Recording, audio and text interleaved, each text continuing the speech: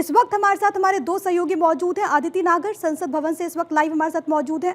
राजीव गौड़ जोधपुर से हमारे साथ हमारे सहयोगी मौजूद हैं। गौरव मिश्रा दिल्ली से। हम सबके पास जाएंगे और एक एक करके आप तक जानकारी पहुंचाएंगे, लेकिन उससे पहले आदिति नागर का रुख कर लेते हैं। हमारी पॉलिटिकल एडिटर इस वक्त लाइव कनेक्टेड हैं। आदिति, क्या तैयारी इसको लेकर के?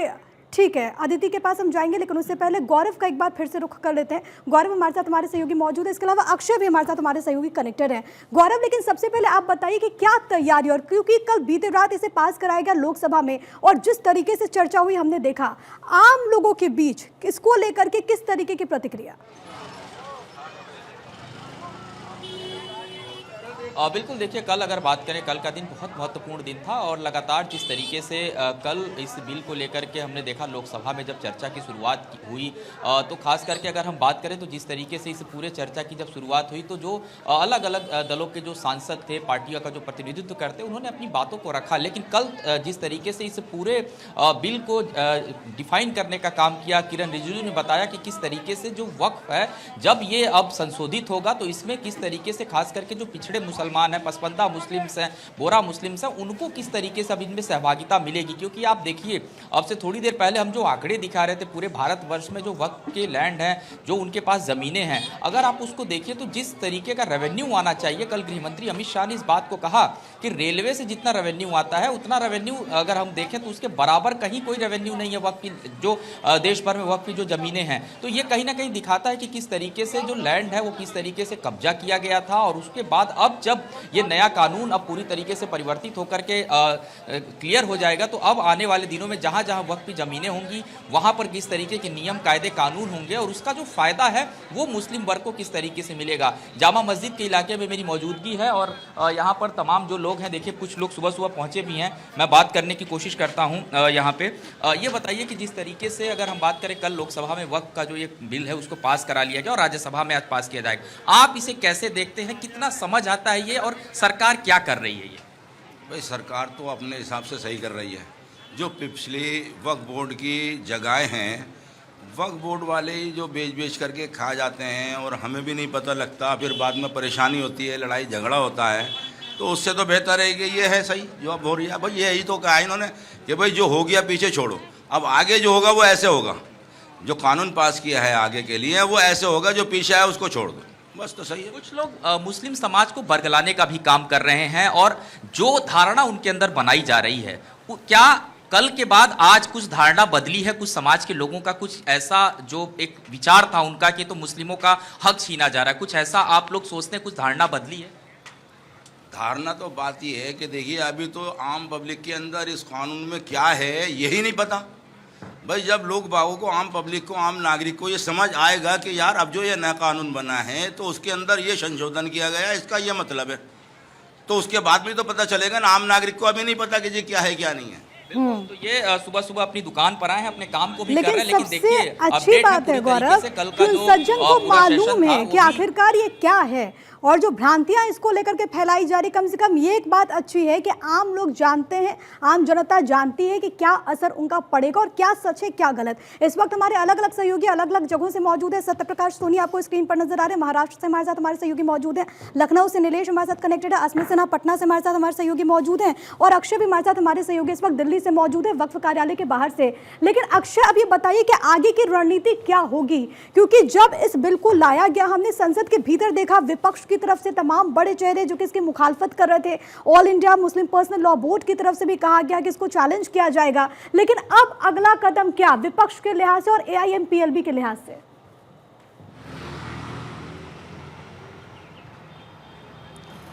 देखिए प्रिया, कुछ देर पहले जो सीपीपी हैं, कांग्रेस की पार्लियामेंट्री बोर्ड की जो चेयरमैन हैं, खास करके सोनिया गांधी पूर्व अध्यक्षा भी हैं, आज उन्होंने राज्यसभा के तमाम सांसदों के साथ बैठक की है और साथ ही साथ लोकसभा के सांसद भी मौजूद रहे। उन्होंने जानकारी ली है कि किस तरह से कल बिल पेश किया गया और किस तरह से कांग्रेस के प्रतिनिधियों ने अपनी बातें रखी। उन्होंने शाबाशी भी दी कि सरकार जो तमाम मुद्दों से ध्यान भटका करके बात कर रही है उसके खिलाफ आपने अच्छी बात बोली। कोशिश यही होनी चाहिए कि संसद में अपनी बात रखी जाए और कांग्रेस पार्टी सहित तमाम जो विपक्षी दल हैं सिर्फ एक ही राग हलाते हुए नजर आ रहे हैं कि यह संवैधानिक है।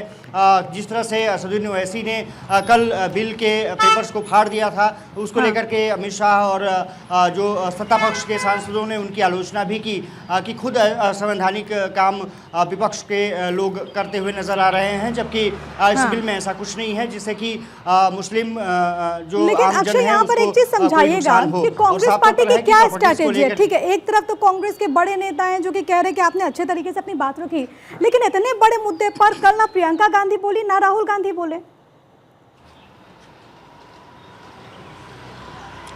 देखिए, सबसे बड़ी बात ये रही है कि विपक्ष मुझे लगता है कि खुद कन्फ्यूज़न में रहा है और लगातार वो भ्रांतियां फैलाता हुआ दिख रहा है। हालांकि कांग्रेस सिर्फ एक ही बात कहती रही कि जिसमें मुस्लिम पक्ष है उनकी भागीदारी ज़्यादा सुनिश्चित की जानी चाहिए बनस्पति के दूसरे लोगों को इस बोर्ड में लाने के, और इसको लेकर के वो आक्रामक दिखाई।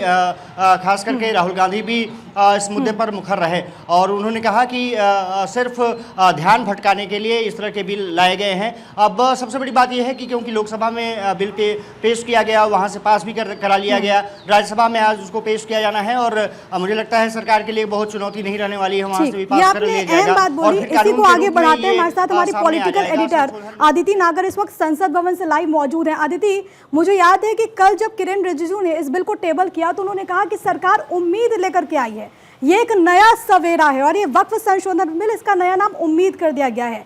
आज के दिन को लेकर के ये कितना खास हो जाता है? राज्यसभा में से 1 बजे टेबल किया जाना है और खास तौर पर संख्या बल के लिहाज से भी बताइएगा कि एनडीए के लिए आगे का सफर राज्यसभा में कैसा? बहुत सारे सवाल हैं आपके। सबसे पहले तो आज के जो राजनीति के जो चेहरा है वो परसेप्शन का चेहरा है, परसेप्शन और मैसेजिंग का चेहरा है और बार बार उसे उम्मीद बताना। देखिए, असल में ये उम्मीद ही तो है। अगर प्रिया आप घर से निकलती हैं और अपने घर से 1 किलो आटा और चावल लेकर निकल के रास्ते में किसी को दे देती हैं जो वाकई में एक वक्त की रोटी के लिए तरस रहा है, तो वो आपके घर से निकला हुआ जो आटा और चावल है वो उसके लिए उम्मीद है। तो जब वक्फ का कंसेप्चुलाइजेशन हुआ तब हुआ जब प्रॉफिट मोहम्मद ने खजूर के पेड़ 600 खजूर के पेड़ से जो आमदनी आ रही थी वो मदीना के गरीब मुसलमानों के लिए किया, वो उम्मीद थी। तो जाहिर तौर पे भारतीय जनता पार्टी ये सब एनकैश करने में बहुत माहिर है। उसने एक बार फिर एनकैश करने की कोशिश की है कि किस तरीके से जो गरीब तबका है मुसलमानों का, उनको ये बताया जाए कि आपकी जो आप पे जो हुकूमत कर रहे हैं वक्फ बोर्ड के लिहाज से, कई ऐसे जो अमीर पे अमीर होते जा रहे हैं जिसको आपसे कोई लेना देना नहीं, लेकिन जन कल्याण के नाम पर वो पैसा लेते हैं, उस प्रॉपर्टी का गलत इस्तेमाल होता है। तो उम्मीद ये है परसेप्शन की बात। दूसरी बड़ी बात कही गई है कि अभी तक भी कई तबके के लोगों से सरकार ने बात की है और दूसरी बड़ी बात है कि आगे भी धीरे धीरे सांसद वो तबके जो थोड़े सॉफ्ट है, गरीब हैं, उनको समझाने की कोशिश, जैसे डीमोनेटाइजेशन को समझाने की कोशिश थी कि हमने वो 2 नंबर का पैसा लिया है जो अमीरों के पास था, कैश तो गरीबों के पास था ही नहीं। अगर कैश 500 2000 का नोट बंद हुआ था तो वो गरीब के घर में 2000 का नोट नहीं थे, किसके घर में थे? तो कहीं ना कहीं वो प्लेजर समझ आया था कि अमीरों के ऊपर छापेमारी हुई है, ना कि गरीबों के ऊपर। यहाँ पर भी यही समझाने की कोशिश की गई है कि क्योंकि आज तक आप गरीब के गरीब रहे इतनी संपत्ति होने के बाद भी, तो ये मैसेजिंग है, परसेप्शन है और जिसको उम्मीद बताया है। दूसरी बड़ी बात, आपने कहा कि आंकड़ों का नंबर, बहुत आसानी से लोकसभा तो जाहिर तौर पे आंकड़ों का नंबर, ये तमाम दलीलें कि जेडीयू साथ नहीं होगा और टीडीपी साथ नहीं होगा, उसको क्रैश करते हुए जेडीयू और टीडीपी के सांसदों की कल सदन में दहाड़ सुनकर जाहिर तौर पे वो भी क्रैश हो जाता है कि सहयोगी दल साथ है नहीं है। और क्योंकि अमित शाह एक एक नंबर गेम पर काम करने में माहिर हैं और पूरी रणनीति उनके हाथ में है, कल पूरे दिन लोकसभा स्पीकर के साथ शायद 2 घंटे से ज्यादा की कई बार उनकी मुलाकातें हुई, कभी 40 मिनट, कभी 1 घंटा, कभी 1.5 घंटा। हर एक घंटे की रणनीति की अब आगे क्या, किसने क्या कहा है, कौन क्या काउंटर कर रहा है, किस पे किसको जवाब देना है, हर चीज पर उन्होंने एक एक बात पर जवाब दिया। अब आप देखिए कि अगर हम राज्यसभा की बात करें, 1 बजे शुरू हो रही है, यहाँ पर जेपी नड्डा पे बड़ा दारमदार है। जेपी नड्डा भी यहाँ पर बोलने वाले हैं, जैसे कल गृह मंत्री अमित शाह बोले थे, लीडर ऑफ हाउस है वो, और वो बोलेंगे और वो बताएंगे कि किस तरीके से ध्रुवीकरण की राजनीति भारतीय जनता पार्टी नहीं विपक्ष कर रही है। जैसे कि अमित शाह ने बताया बताया था कि आप वोट बैंक की राजनीति के लिए कानून से ऊपर कुछ नहीं हो सकता, और आप जब कहते हैं कि देश का मुसलमान कानून नहीं मानेगा तो ये सही नहीं है। और उन्होंने कई बार कहा कि देश को तोड़ने की कोशिश मत कीजिए, सभी लोग 140 करोड़ लोग, यहाँ का हर धर्म, हर व्यक्ति इस संविधान के नीचे आता है, इस संविधान की छाया के नीचे आता है, कानून के नीचे आता है। कई उदाहरण भी दिए गए।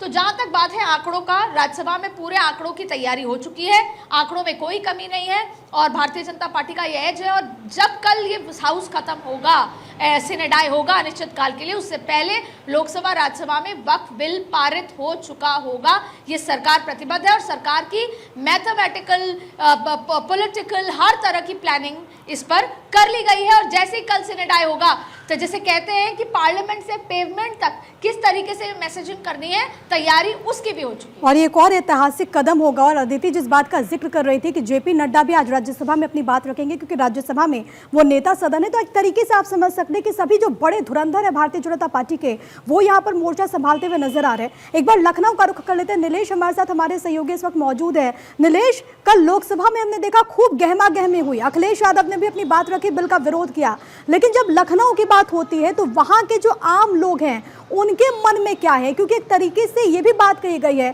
कि इस वक्फ बोर्ड की जो चेंजेस इसमें हुए हैं, इसमें जो बोहरा समुदाय के लोग हैं, जो पसमानदा मुसलमान हैं, जो आगा खानी है, उनको भी रिप्रेजेंटेशन मिलेगा। देखिए, बिल्कुल अगर हम लखनऊ की बात करें तो लखनऊ नवाबों की नगरी है और लगातार यहाँ पर वक्फ बिल को लेकर लोग जागरूक भी कर रहे हैं। सबसे पहले अगर हम आम भाषा में वक्फ बिल को आम जनता को समझाना चाहें तो सबसे पहले उनको समझना होगा कि 1995 में यूपीए की सरकार थी, उस समय प्रधानमंत्री पीवी नरसिम्हा राव थे, उस समय भी वक्फ बिल में संशोधन किया गया था और असीम शक्तियां वक्फ बोर्ड को दे दी गई थी, जिसके बाद औने पौने दामों पर जो है वक्फ बोर्ड की जो संपत्तियां थी, सरकारी जमीनें थी, उनको बेचने का काम किया गया और सरकारी संपत्तियों पर निजी स्वार्थ के लिए बड़ी बड़ी मार्केटें बनाकर खड़ा कर दिया गया।